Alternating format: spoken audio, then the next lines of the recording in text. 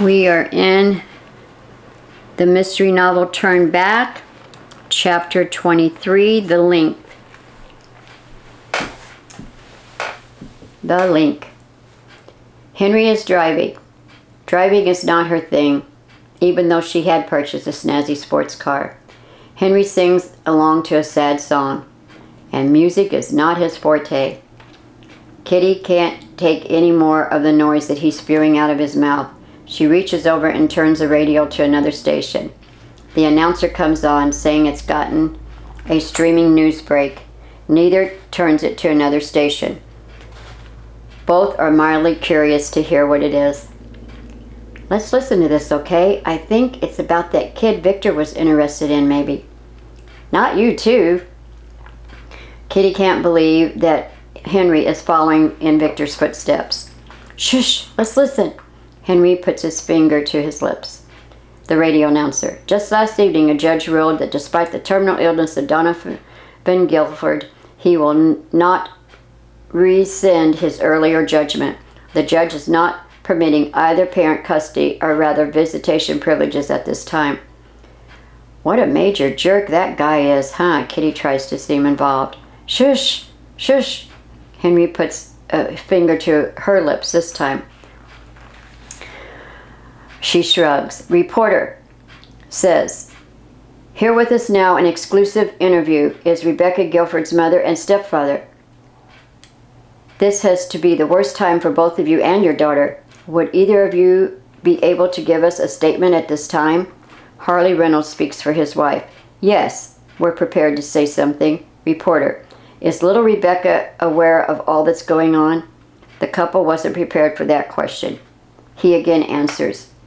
Well, she's somewhat aware, I suppose, yes. Reporter, is she aware of the seriousness of her father's illness? Yes, and she is also aware of the vicious dispute that has been perpetrated by her father. Why can't she see both of her parents?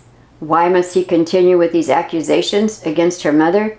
Reporter, are the two of you going to stand in the way of the little girl's wish to see her dying father? What is this, an interrogation? Why ask a question like that? Sure, Rebecca wants to see her father, but more to the point, if you were to ask her, she'd say not to take her away from her own mother. To be put in the same category as that two-bit, the reporter interrupts before the stepfather is bleeped in the live interview. However, sir, is it her own mother, and even you for that matter, trying to delay the court proceedings as well? With respect to your attorney's petitions causing delay after delay? Ultimately, it would be in your best interest if the father dies before a judgment is ever rendered, wouldn't it? You wouldn't have to deal with the complications of sharing visitation or more court battles? Harley is now fuming and about ready to punch the reporter's lights out. His wife pulls on his arm. No one can see the tension mounting, of course, since it's on the radio, but it is sensed. Nevertheless, Harley controls his temper and replies, what I say is that Donovan Guilford began this atrocity. We intend to finish it the way it is best for Rebecca. This is pointless. The man is dying after all. Why must her mother go back into court after he's gone? To battle it out with a hussy? Just to be with her own daughter? Kitty laughs. Ouch! To borrow your phrase, Henry. Henry shouts, shush, I want to hear this. Harley attempts to grab the microphone from the reporter, and there's lots of scuffling heard over the radio. Sir, please, I meant no... He succeeds in getting it away from the reporter. Chelsea Gifford is nothing more than a gold-digging hussy. The defeated reporter puts out his hand and begs for Harley to relinquish the mic. But then Sylvia Reynolds steps up and wants to speak. Harley tries to dissuade her. The reporter leans the mic her way. He wants to hear what she has to say. You have anything to add there, Mrs. Reynolds? Anything at all? It's all right, Harley. Yes, as a matter of fact, I would like to say something, please. I only want to do my motherly duty and rear my daughter in a proper environment and give her a sense of family, home, and security, not a party atmosphere. I see. Very understandable there as her mother. The reporter hopes to catch her in a slip-up. Please do continue. Take all the time you need, Miss Reynolds. Harley, let me finish, will you? Her stepmother can't possibly do all that for her, you see. I've never abandoned my daughter. That's all been a lie. I allowed him to see her, and he wouldn't let her come home to me. He stole her away from me, and then he lied about me leaving her. Said I took off and left her. Miss Reynolds begins to cry. Her husband pulls her away from the mic. The reporter sighs. Well, there you have it, folks. Looks like another case of the old he said, she said scenario. Back to you, Frank, at the studio. Radio announcer. Well, again, there you have it. An exclusive interview with the one set of parents involved in this case. We have to wonder what the other set of parents are thinking right now with such slanderous words flying around like that between all of them. And there's the poor little rich girl, Rebecca Guilford, who's locked up away in a convent.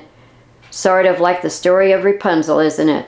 We'll be bringing you updates as this case progresses. This has been a special news break.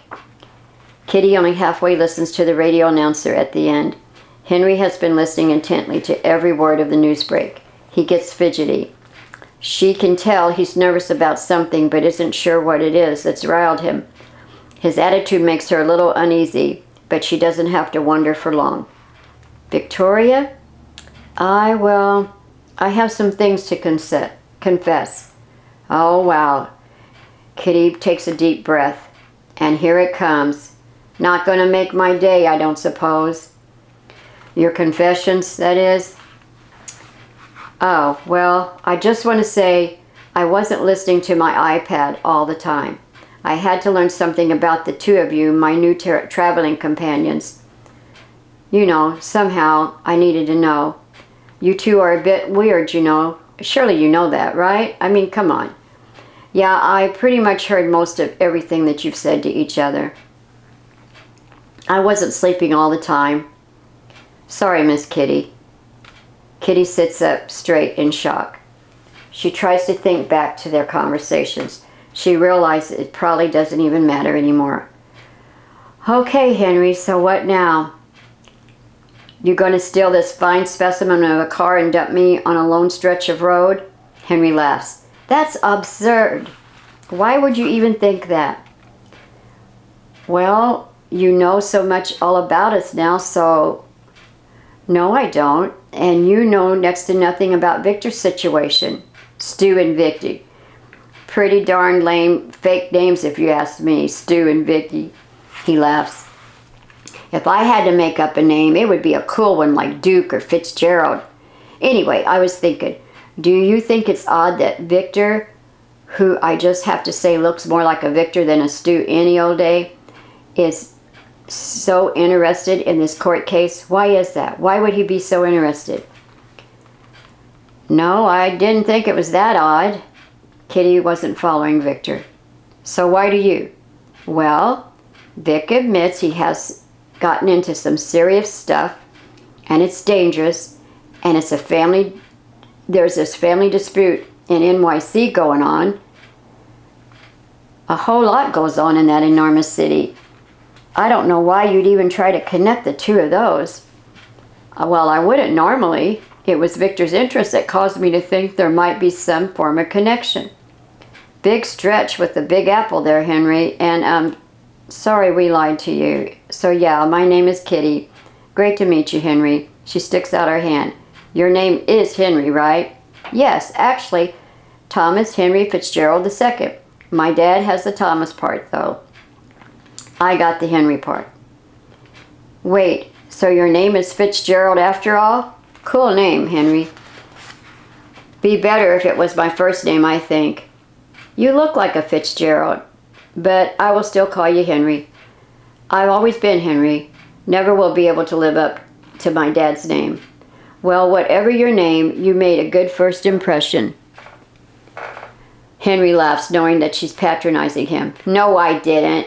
You should have seen yourself. Your eyes were big as silver dollars when you saw me get there in the back seat. I thought you'd jump out of the car and run off screaming like a maniac. No, really, Henry, really. Okay, no more lies, okay? You about peed your pants. We both know it's true. Not such a good first impression, I know. Okay, yeah, that was true, but you made a good second impression. I mean, I see you as one of the good guys now, Henry. Well, that's a relative term, but yeah, I never killed anyone, never hurt a child, never shot a cat, haven't gotten any girl pregnant. Oh, not that I know of. Did do the drug scene one summer, but who hasn't, right? I'm clean, I'm all clean now. Kitty thinks back on her teen years. She smiles and nods. Are you still on board with this summer fling thing? Where do we go from here? Isn't that my line? Well, you tell me. Follow this road, see where it leads, or until it ends. That's my guess. Any better suggestions? No, not really. I've got 3 months more or less to hang out and have fun. So Victor said. How about you? Same. We'll live it up. Money's not a problem. Well, perfect. We have a plan, sort of. Got the rest of my life just to hang out anyway. Can easily do the next 3 months and hang with you, Kitty. Great. Thanks, Henry. Gotta ask, though, Kitty, is that name short for Catherine or Katrina or something? How I wish. It's short for Kit Kat, like the candy bar. I had a weird mother, very weird. She loved chocolate and the crispy crunch, I suppose. And she loved drugs. That's what did her in. The drugs, not the candy bars. Aw, bummer. But you would never do that. You were too sweet. Oh, sorry, that was lame. Ever heard that one before? No, 'cause you're the only one I've ever told, Henry. Even my teachers thought it was short for Catherine.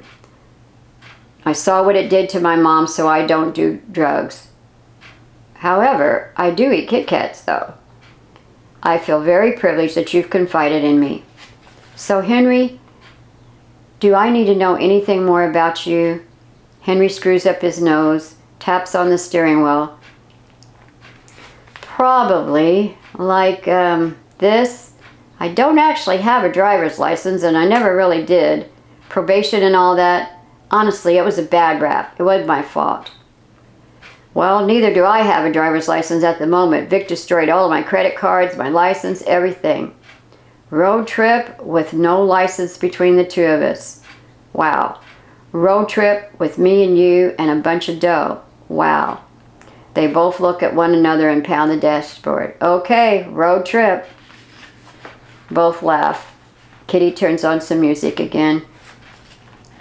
As they speed down the highway headed further west, Henry and Kitty sing along to one familiar tune. Kitty reaches over and cranks up the volume of the music, and then she reaches over and messes up Henry's hair. Both smile at one another.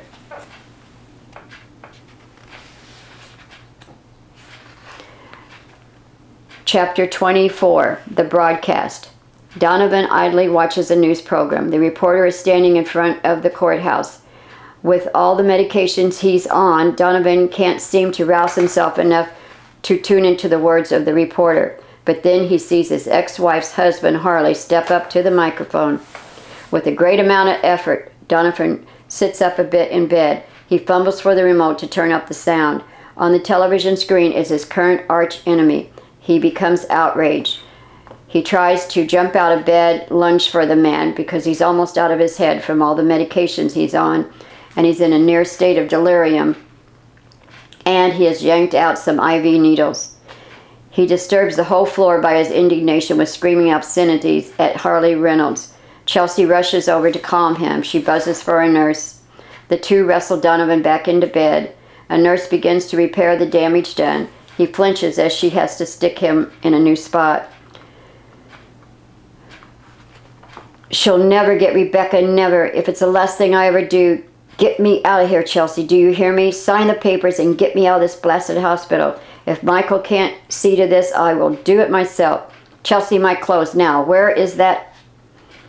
Chelsea comes over and tries to give him a sip of Coke from a straw. He doesn't intend on calming down. He smacks it away from his face and out of her hand. It goes flying across the room and splatters on the window. Chelsea looks sheepishly at the nurse. who will probably be the one to have to clean it up. You want your clothes, dear? All right, I'll get your clothes, but the doctor won't release you, not yet. Chelsea tries to remain calm as she informs her husband of the reality of his weak situation.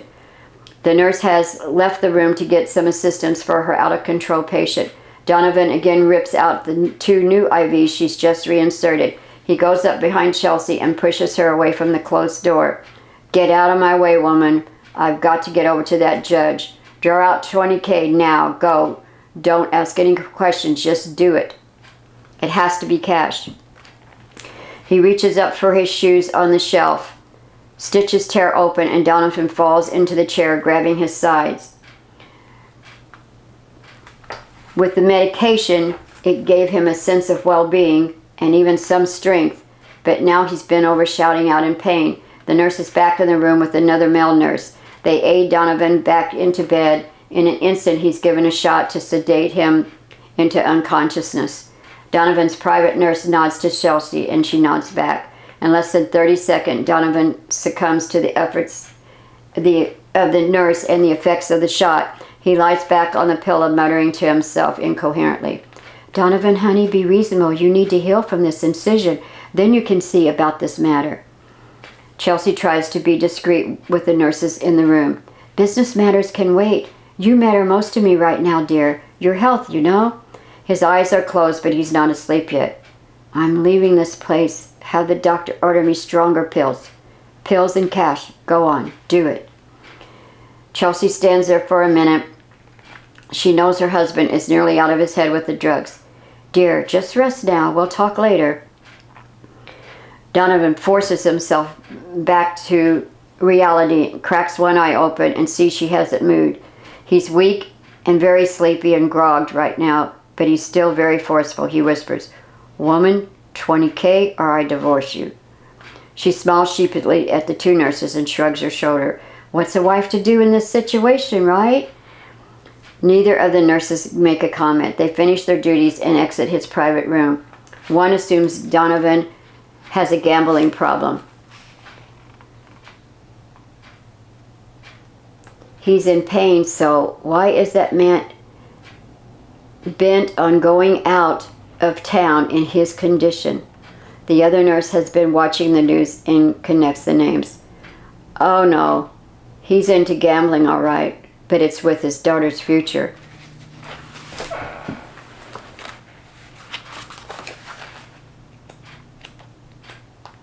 We're going to end right here, and we'll continue again in the mystery novel Turn Back in chapter 25.